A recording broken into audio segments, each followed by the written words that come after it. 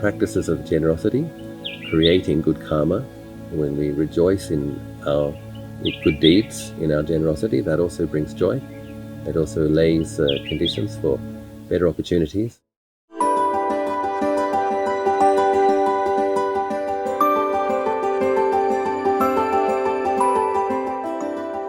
All of us are in the pursuit of happiness. The Buddha has been guiding us to the path of true happiness, the practice that can be achieved by everyone. The basic ways to the presence and clarity of mind for Global Fellow.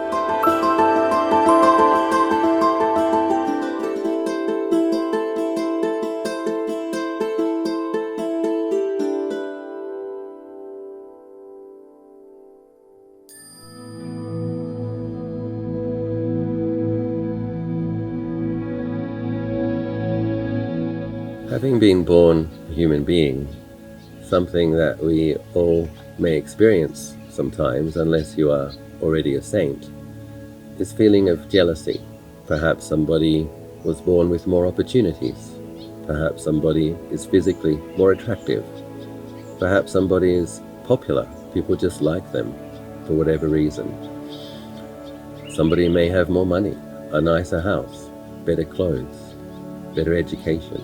Whatever it is, we can all experience envy, wishing that we had what another person has. And this is a particular type of emotional pain. It's not a pleasant experience.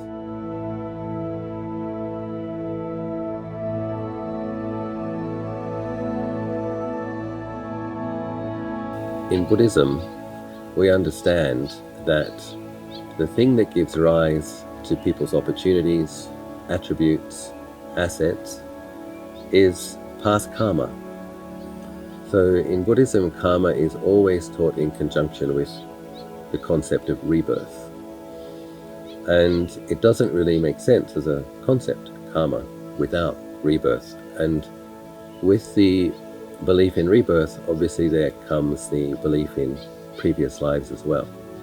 So Buddhists tend to believe that people who were born with greater opportunity practiced more generosity previously than we did.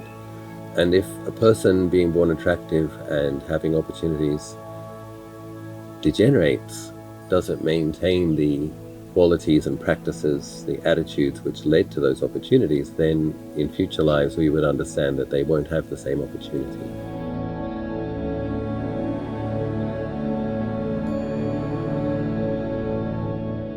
In terms of bettering our own situation, this is where we really need to focus, because the mindset of jealousy, as much as we might feel justified in feeling sorry for ourselves or in wanting what another person has, the feeling of jealousy is actually laying conditions for future misery. So if we indulge in jealous, angry thoughts, what can happen when we allow jealousy to consume the mind is that we begin to dislike the person we're jealous of. We begin to resent them for the pain that's manifesting in our hearts, which really has nothing to do with them. But you can see that this emotion, envy, jealousy, can lead to other unskillful and painful emotions such as anger, resentment, and grudge. So if we let this go unattended and give it space in the mind, when the mind is angry, resentful, green with envy, we're actually laying the causes to be born less attractive and with less opportunities. Next slide.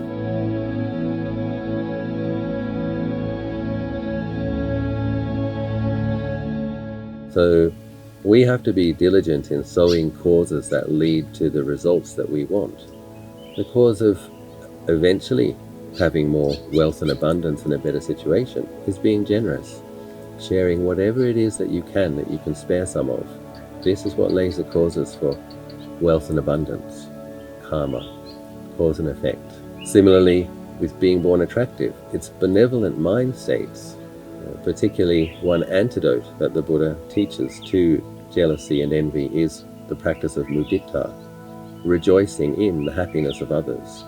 So if we can train ourselves to see the good opportunities others have and to feel happy with them and for them, then this is a very beautiful mind state that will be laying the causes to be very attractive in the future. Traditional Buddhists have a multi-life perspective, which I believe is skillful because it helps us to become responsible and determined to lay the conditions now for a better future.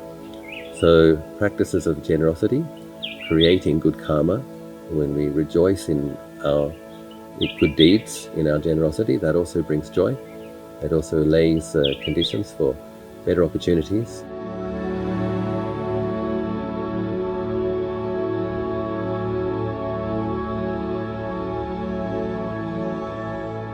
So I'd like to wish everybody success in being generous, cultivating mudita, learning how to contain qualities like envy, jealousy, and contentiousness, competitiveness, and be diligent, lay the causes to have the best life possible in this moment and a better and better situation in the future.